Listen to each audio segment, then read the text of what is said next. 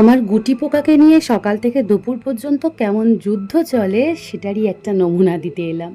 সকালবেলা বেশ বৃষ্টি হয়েছে আর আমি তাড়াতাড়ি ওঠার কারণে পুচকেটার খাবার তৈরি করে নিয়েছিলাম, কিন্তু নামেই খাবার তৈরি করেছি।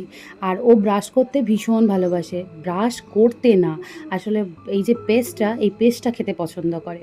আর এই মাসে যেহেতু ওর দুবার জ্বর হয়েছে, তাই কোনো খাবারই ওর খুব একটা রুচি নেই। ওর কোনো খাবারই ও শেষ করছে না একদম। দুধ দিয়েছিলাম সেটাও খায়নি, এইভাবে নাটক করেছে। আর আমি আমার কাজ সেরে নিয়েছি। তারপর মা আর আমি আজকে একটু ঝাল সুজি খেয়েছিলাম, যেটা আমার ভীষণ পছন্দের খাবার। তবে এই খাবারটাও একটু ওকে দিয়েছিলাম, কিন্তু ও কোনো খাবারই খেতে চাইছে না।